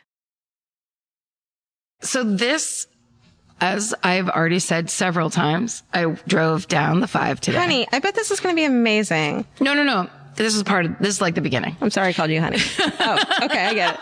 I thought you were telling about how bad it was going to be. And I'm sorry. Well, it is, but I've already made that clear. Okay. But okay, sorry. I wanted to do a story, something about the 5. Love it. Right? Now, I've already done the I-5 killer. Yeah. The guy that used to be on the football team. That is, and then there was also an I-5 strangler. Mm-hmm. But he was one of those ones that I didn't, it just was depressing. Yeah. And it was a lot of, women's bodies lost in creek beds for years and years. Yeah. Which we say it was just depressing. We mean it also didn't have interesting facts. We don't mean like, they're all fucking depressing. They're all depressing. This one was once again a man who for 20 to 30 years just got away with killing whoever the fuck woman he wanted to come by. There's no Marietta at the end of that fucking story. That's exactly what it is. That's exactly what it is. Except for, that's not true. In the I-5 Strangler, there's a detective who would go and hike up in the mountains because the one woman that this guy said he killed, but they couldn't find her body, he would just go hike to see if he could find something. And he finally fucking found a quarter-size bone in a creek that had been a dry creek bed when he put her body there, but was now a flowing creek. What the fuck? He found it and they DNA tested it and it was her. What in the fucking fuck? I bet you I had all of that on a document. Somewhere I could have given you the names. It was pretty amazing. And that was one of those things where there are detectives out there who do that job because they not only want to help people, but they want to solve people's that sadness for families. They want them to know. They want to end the sadness as much as they can. There's no closure. We know that. Yeah. But not knowing is worse. Exactly. Yeah. And he would just hike around the area. It's amazing. Anyway, but apparently that didn't cut it for me. Okay. Apparently my standards are even higher than that amazing story. No, here's what it is. I hadn't heard this, but this is not only is it not an old story, this is almost a borderline breaking story. Wait, what? So that when I heard it, I was like, hold on. I'd never heard anything about this. So on Wednesday, November 15th. Wait, like two weeks ago? A cab driver, in, Stockton, California. He picks up a fare. And he notices that the man that's in his car fits the description of the APB that the San Joaquin County Sheriff's Department had just put out for a 6-foot-tall man with a heavy build, black hair, and black eyes. Oh, no. Who was very dangerous. And the APB said, do not approach him under any circumstances. Or pick him up in your cab. Right. So this cab driver calls 911. And says, I think I just had this guy in my cab. And at 10:30 a.m., police arrest 59-year-old Randall Saito at a gas station on Highway 99. And it turns out Randall was an escapee of a Hawaiian mental hospital where he has lived for the past 40 years. Oh my God.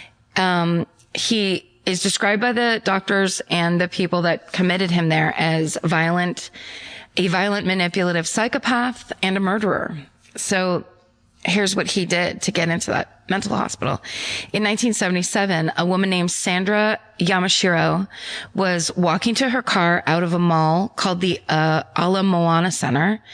Next to her car is a car parked and a man sitting in that car. He shoots her in the face with a pellet gun in her car. And he goes over to asks if she's okay. She's been shot in the face. Oh my God. And then he repeatedly stabs her. He goes over to like see if she's okay and then says the phrase like, are you okay? But he just went over there. Yeah. And then basically stabbed her multiple times, left her in her car. And then got back into his car where his girlfriend was sitting in the car and drove away. Was she... Okay, go on. I don't know anything about the girlfriend because this is so fresh that basically it's one of those things where there's the AP story that came out. There was a story that was in Time and AP, and every other article in every other newspaper was basically the same article with slightly different word changing. Yeah. What we call the Karen Kilgariff treatment. So he's tried for this murder and he is acquitted by reason of insanity. So his girlfriend had to know because you don't stab a person that many times and then get into a car and you don't have blood all over you. She's sitting in the car next to the car where the murder's taking place. Then she's hanging out and having a great time. She's with like murder. Unless she has 70s fucking headphones on and an eye mask.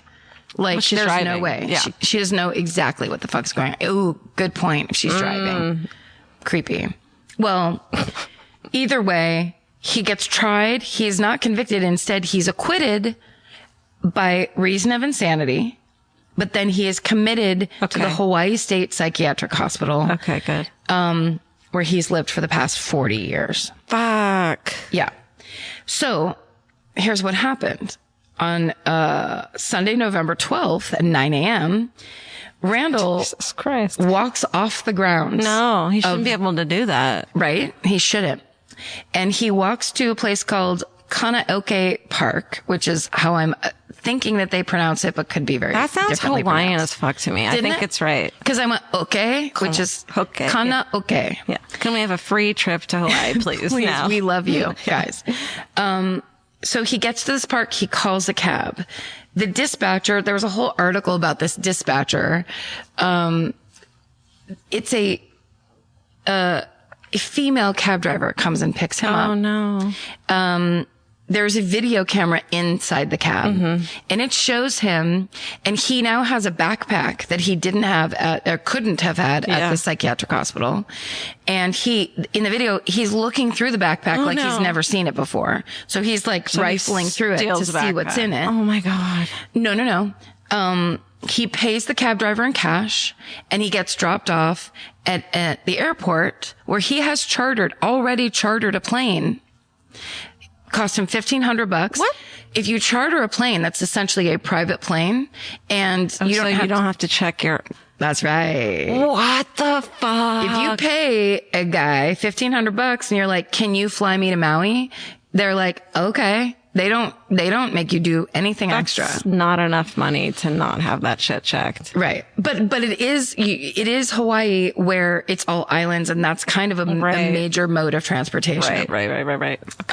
As I learned from the this. film Hard Ticket to Hawaii. Please watch it if you've never seen it. I haven't. Okay, so so he gets to Maui, then he, with the fake ID that was in there, postulating was in the backpack. So basically somebody put that backpack together for him. I bet it was his cousin. I'm just going to say cousin. Fucking cousins, man. They're always fucking helping you too much. They're always aiding and they're always abetting. Always aiding and abetting. So he gets onto a Hawaiian Air flight to San Jose. No. Imagine the difference between you live in Hawaii and you're like, I gotta get to San Jose. Imagine who sat next to him. Right? On the plane. I want to know what he drank. I want to know what sandwich he ordered, and they were out of that sandwich, so he had to get a fucking wrap. I'll tell you what. He has a backpack full of cash, seemingly. Because he bought. But they don't take cash on planes anymore. Good point. I'm sorry. He got 0 drinks on that plane. Yeah. He got 0 sandwiches on that plane. You're right. Unless it was a JetBlue where you go up to that awesome little refrigerator. George and I took a flight, and there was a JetBlue setup now where instead of them bringing around a weird wicker basket of like, do you want a pretzel and or not? Pick it now. Pick it. Where don't I'm like, pick more than one. Don't put this on me. I always say no out of pride. I always pick wrong and I get bummed about it. I'm always like, I'm above pretzels and cookies. I actually hate pretzels, but I would have loved those fucking yam chips or whatever the fuck. I don't want a basket shoved at me like it's the offering plate in church. I want to sit with my decision and be like, what do I want? And I'm going to grab each and then eat a little of each like a fucking... I want to dig through it like a large raccoon and see what I want. All of them. I want to touch each bag even though they're the same brand and the same item. Yeah. Well, he didn't get that opportunity. He didn't get shit unless it was a JetBlue. Right. No, it wasn't. It was Hawaiian Air. Okay. We knew that. We knew that going in. I just wanted to talk about a mid-plane refrigerator and snack cupboard. Yeah. That was purely based on, do you have the guts to walk up here and grab food? And then it was just all the bravest people on the plane. That makes me sad. Why? Because you have to be brave to go up and get a snack. Well, I mean, that's just societal pressure where it's like you walk up there, but everyone's going to watch you. Like, for me, fuck you. I'm going to point at everyone next time. Fuck you, fuck you, fuck you. I'm going to go through the plane. Here's what I did. I waited and waited and waited. Then I waited till I had to go to the bathroom because the bathroom was right across from this area. Yeah. Then as I came out of the bathroom, I pretended I'd never seen the cupboard before. And then I went, well, I guess I will have a beverage. While I'm up. I mean, this makes me think you have shame issues around eating and drinking. Do you think? Because this makes you think, and not me telling you over and over that I have these severe I don't issues. Listen when you say those things. I'm like, yeah, Karen, we all have issues. Blah, blah, blah. Great. What do you want to order? And well, I guess this is probably why when we do order, I'm like, let's get to this and this and this. Because then you'll just say yes instead of saying I don't want that. No, I'm not ordering it. I also, my favorite new thing is, yes, let's get 4 things. Okay, sorry, this is just a sidebar. This poor guy. This has become about us. I know. Poor guy. This guy. Fuck this asshole. Fuck this. Okay. Fuck him. Okay, what? There's a new restaurant that opened in Petaluma while I was home for Thanksgiving. And Adrian and I made plans for lunch. Then my dad was like, hey, want to go to lunch? And I was like, Adrian, can we collapse these plans together? I'm under a lot of pressure. Yeah. And she's like, totally, let's party with Jim. Is he the coolest? I want to hang out with him so bad. My dad? Yeah. He's the greatest man. Is he coming to our LA show? I think we could get him to. Let's put him up at like a really nice hotel. Like, let's spoil Jim. I want Vince and him to talk about wrestling. Him and Vince should go on their own separate vacation. Okay. They would be best friends immediately. Okay. Do you know that my dad got mad? We went to this place and they didn't have Budweiser and he wanted to leave. Oh, Vince is like that too. Yeah. It was that thing where he goes, I go, Dad, they have all Lagunitas on tap because Lagunitas is in Petaluma. That's so fucking, it is. That's bullshit. I don't want that. Who doesn't have fucking Budweiser? Seriously. No, Vince gets pissed if they don't have like certain things. Lunch started with a slight anger. That's how it was for lunch. Oh, your dad and I are going to get along. Lunch Yes. drinking? Sign me the fuck up. Honey, when you walk into, you guys have to come Okay. up. When you walk in to Jim's house, the first thing he says to you, hey, you want a cold one? Can he make me? I know that he used to drink Manhattans with your yes. mom. Yeah. Can he make me a Manhattan? He would love to make you my a God. Manhattan. It would be his favorite thing. And he would also laugh like, you're going to have a Manhattan? He would think it was the most refreshing thing in the world. Okay. Yeah, they party. He parties. Well, kind of all my family. I was thinking of, cause at his birthday party, we all went out to dinner, and Carol Painter, who was sitting next to me, his friend Woody, who's also a fireman. Manhattans are like the first thing they order at a restaurant. Oh, Yeah. I love it. They're good time people. So from Maui, he goes to San Jose. He arrives in California 5:30 Hawaiian time. 2 hours later, the hospital alerts the authorities that he's missing, which is 8 hours after he walked off the hospital in grounds. a different fucking part of the planet. He is. And they're like, oh, hey. Look, we missing just did a you. quick bed check. We did an evening bed check, and Randall wasn't around. We did our once a day bed check. This is a hospital with 300 patients. They're at capacity. And the sad part is, or whatever part, they're now all under investigation, and like over 60 employees are on unpaid leave until they figure out how this happened. I just hope they figure it out quickly so that they're not just punishing a bunch of random people. 59 of those people deserve their job back. And hey, you work in a psychiatric hospital, you better get paid every minute of the time you're there. That's a hard job. Basically, then the APB goes out at 8:30. So this is like, a lot of time has passed since Randall has just super chill style walked off the psychiatric grounds. A problem. So somebody called in a tip line and let the authorities know in Hawaii that Randall had a brother that lived in Stockton, California. And that's how they knew to alert the San Joaquin Sheriff's Department. Hey, you put out the same APB, make sure. And that's how that news all got distributed correctly. Can you, quick sidebar. Yep. Quick fill time. Can you imagine being that brother? Being in Stockton with your family and friends. You haven't seen your fucking brother in 40 years. Your crazy brother that murdered someone. Yeah. Knock on the goddamn door. Yeah. Look through the peephole. Uh-oh. Yeah. Uh-oh. Okay, go on. Hawaii 5, uh-oh. Sorry, that was not that was the best thing I've ever heard in my fucking life. That was gorgeous. I salute you. Okay, so altogether, Randall had been on the run for 4 days. Okay. That whole span of time. But he had been trying to leave that psychiatric hospital for a while. So in 1993, he put in a request for a conditional release saying that he, and the court said, no fucking way, you are a sexual sadist and a necrophile. Oh. So you have to stay in the mental hospital. Deputy Prosecutor Jeff Albert said, Randall Saito is very disturbed, mentally ill individual who is very dangerous, with respect to whom all the predicators indicate that if he were to be released, he would kill again. Oh dear. Then in 2000, he gets his defense attorneys to once again argue for his release. And again, that same prosecutor, Jeff Albert, says he fills the criteria of a classic serial killer. Like, basically, he's not getting out.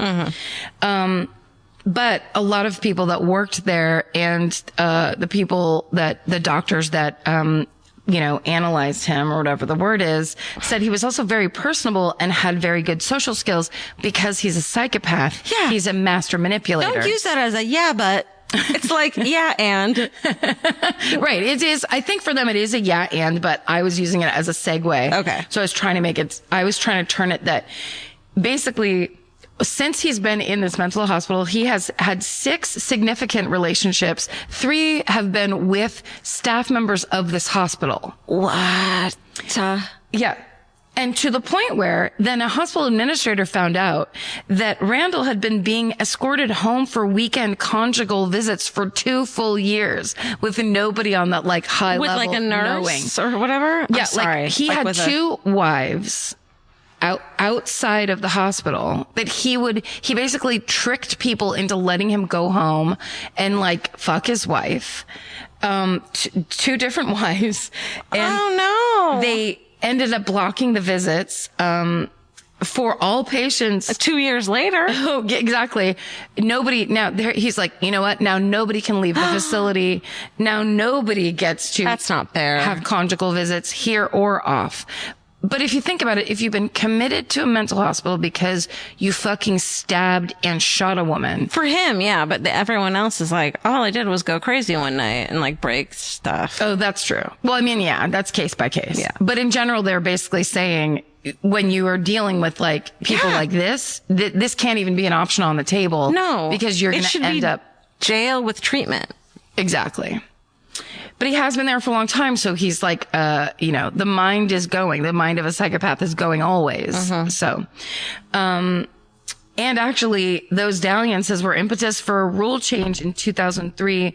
The state attorney general's office decided mental patients committed to Hawaii State Hospital have no legal right to conjugal visits. So that actually went to the state level because of him. Yeah. Because it was that bad. And he got so horny, he broke out.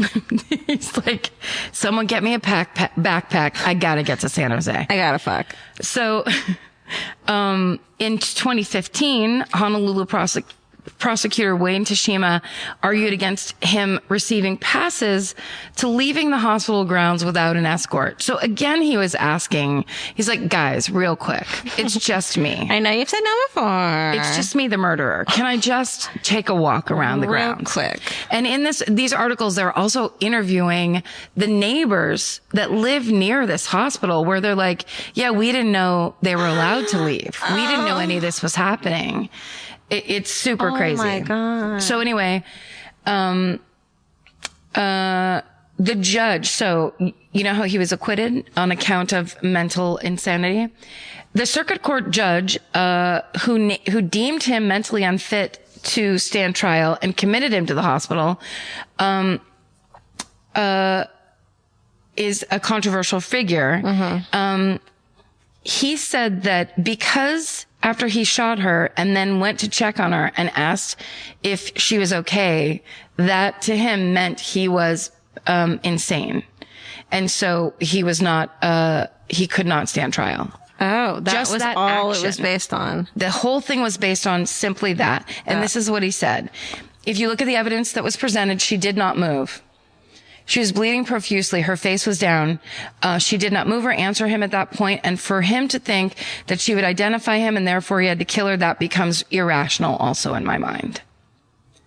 The same year that he had that ruling, he overturned a jury verdict that found high-profile Honolulu crime boss Charlie Stevens guilty of a double murder. Stevens admitted to the murder. And the jury was like, yep, you did it. The jury was like, he's guilty. This guy comes in and is like, overturned. Don't ever do that. He's going to walk away. Judges. He said there wasn't enough evidence. There wasn't enough evidence, and the guilty party confessed. Yeah. So anyway, they basically, problematic.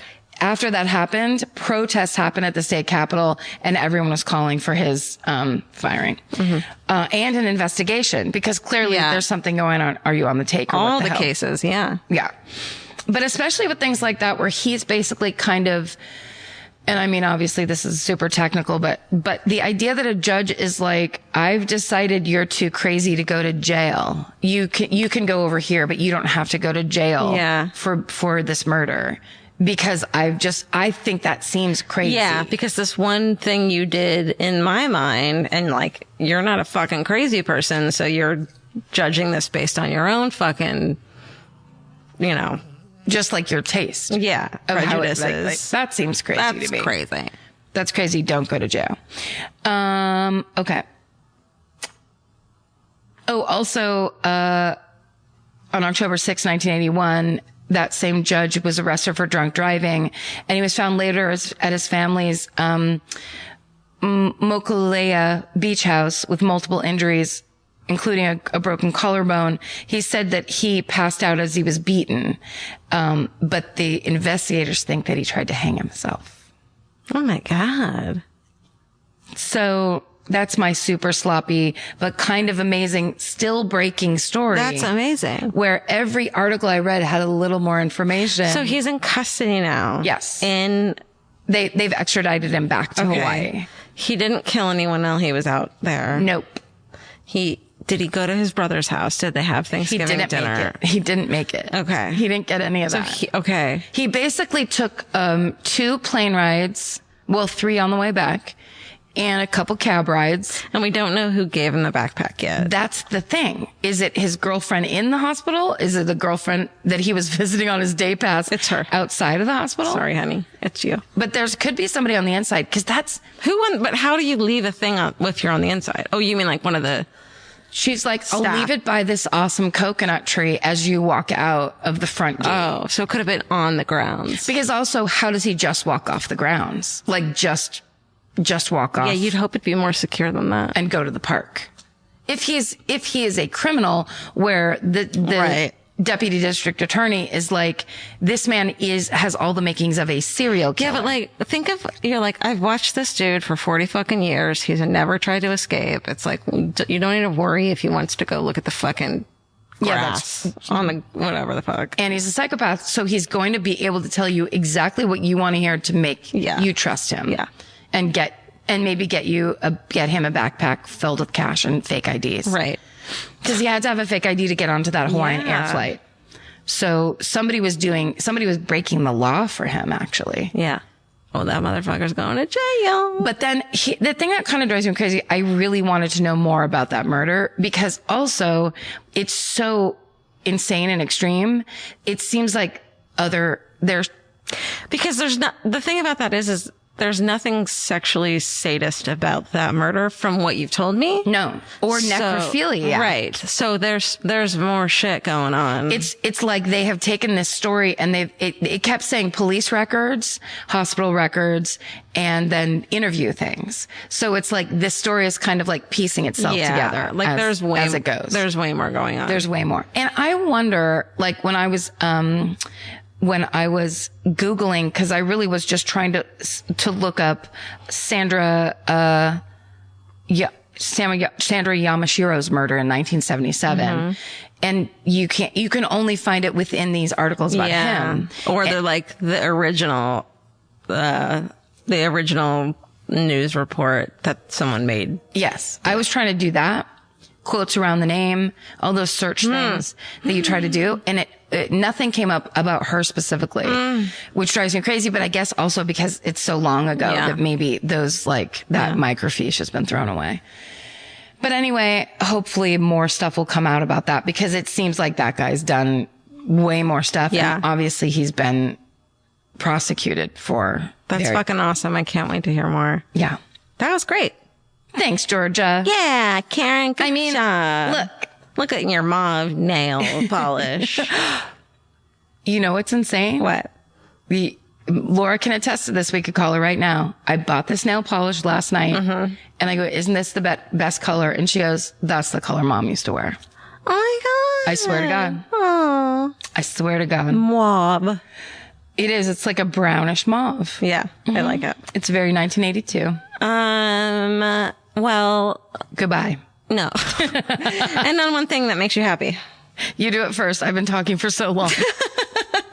I had a couple, but I think very simply my favorite thing is that you have found gifts. Oh. GIFs. Yeah. Say gifts. It's too late for GIFs. Yeah. Yeah, but I don't think anyone knew what I was talking about. Gifts. Yeah, I thought you meant gifts. No. Gifts. I love gifts so much. Yeah. And you didn't do them until like the past 2 months, I think. You know why? Why? I didn't understand. I didn't understand that you had to get the app. Oh, yeah. Giphy. Gaphy. Yeah, you just get that, and it's already on your texting. It's waiting for you. Yeah. There's no better response than a response in GIF. Yes. It's just perfect. It's very anything specific. You fucking need. Any fucking thing you like, any fucking face you're trying to make. Yep. It's so stupid and funny in GIF form. And the fact that you now do it to me makes me so happy because it's like, it's really funny. Because you did it to me forever and it would make me laugh so hard. And I wanted to do it back, but I would be trying to do it. I would be going on to like Google and then putting the word GIF into the fucking search bar, like the old woman that I am. It was making me insane. Steven, did I ask you about it? Is that how I ended up getting that app? No, I think you found it on your own. Did I do it on my own? Oh my God, who's a big that's girl? my favorite thing for this week is that I did it on my own. Who's the big girl? No, you know what my favorite thing is? And this could be, I'll go even simpler than your gifts. Because the one I sent to you tonight is stolen from Steven. Yeah. It's my favorite GIF of all time, and it applies to any situation. It's Kim Kardashian peeking around a bush. Yes. And it is so fucking funny. And the first time Steven sent it to me, I, of course, sent Steven some text that was like, no, Steven, go fuck yourself, or some obnoxiously jokey, mean thing. And then the response was Kim Kardashian peeking around a bush. What do you put in to look for that? Kim Kardashian bush? Oh, God, no. Don't do that. No, don't do that. I think it's sneaky or sneak or something. It's just like, boop. I want to see that episode where it's from. Yeah, I don't care. I think I've seen that episode because they made Chloe go on a date and then they all watched her from behind a bush. Oh my God. She was on like a weird, uncomfortable blind date and she didn't want to go. And Chloe and Kim, no, sorry. Wait. Kim and Courtney. Katrina. Kim and Maureen, my favorite one. Right. Made her do it and then spied on her and laughed at her, where it's like, that's one of the first episodes I ever saw where I was like, but you made her do it. Yeah. So this isn't like, you're not, it's only funny if she wanted to do it, if it was her idea. But it was your idea, so you can't make fun of her. So we hate the Kardashians and what they stand for, but we love the gifts they make. Here's the thing. The gifts are their gift. Whatever the Kardashians thing is, you can't deny it and you can't fight it, because one time I went and laid down on my couch and turned on E accidentally. Nothing I would do intentionally. And there was a Kardashian marathon on and I watched every fucking episode for like hours and hours. It's amen. I watched every episode of fucking Nick Lachey and Jessica Simpson's show. Oh, that thing was and I loved it so much. But that was brilliantly... I know some of the people that worked on that, they were like comics. What about Ashley Simpson's show? That was amazing. I'm not interested in Ashley Simpson. Well, what about fucking 6 years ago, were you? Yes. Yes. When she was married to Pete Wentz? No, it was way before that. It was like when she was like, I'm this famous person's little sister and I'm going to do it on my own. You and know, then she's like, eyeliner. purple hair. Oh my God, I'm fake punk. Yeah. It was a good show. But the original Jessica Simpson is like, was some fucking gorgeous television. So good, bad. Honey. Guys. Look and listen. We've done it again. And fucking look. You know, if you've ever tuned in to us because you were trying to waste time or just distract yourself, I feel like this is the episode for you. Congratulations. I hope we took you to a different planet. Listen. This was absolute madness. All hail Marietta Yeager. Yes. And fucking live your life. Do your shit. Just Marietta. Try to do it Marietta style. Like, don't do what we do. Fuck We're no. fucking monsters. Jesus Christ. No one's trying to do what we do. And stay sexy. And don't get murdered, please. Bye. Elvis O'Dottie. Hi. Oh, that was cute. Capture your favorite summer feeling with Pandora Jewelry. Discover a collection inspired by the sunshine, freedom, and moments that make the season unforgettable. From sun-kissed metals to personalized pieces ready to be engraved with your summer mantra. Each design moves with you from beach days to golden nights and every memory in between. Shop Pandora Jewelry's new summer collection in-store or online at pandora.net and let your summer unfold. Goodbye. If audiobooks are your thing, or if you've been meaning to listen to more of them, you should check out a podcast called Earsay, the Audible and iHeart Audiobook Club, hosted by Cal Penn. Each episode spotlights standout audiobooks on Audible across all kinds of genres: sci-fi, comedy, romance, thrillers, and more, with Cal talking to guests who help break down what makes each story worth listening to. It's a fun, easy way to discover your next great audiobook. Check out Earsay on the iHeartRadio app, Apple Podcasts, or wherever you get your podcasts. Goodbye. The best time to think about home security is before you need it. That's exactly why there's Simply Safe. Traditional home security only alerts you after a break-in has already happened, and that's too late. Simply Safe is changing that. Simply Safe's US-based live agents identify threats on your property and help deter them so intruders never get to your house. The system is customizable so you can build one that fits your home and your specific needs. The 24/7 professional monitoring is effective and affordable and won't lock you into a long-term contract. I think that's what's so scary for so many people is that long-term contract. And like, whatever turns out you don't like it or need it, but they don't have that because they know you'll like it and you'll know that you need it and feel so much safer when you have it. Like at this point in my life, I would never go without a security system on my house. I just feel safer with actually having Simply Safe around. There's a whole staff at Simply Safe that's waiting to talk to you and help you out. Right now, you can get 50% off your new system by visiting simplysafe.com/MFM. That's half off at simplysafe.com/MFM. There's no safe like Simply Safe. Goodbye.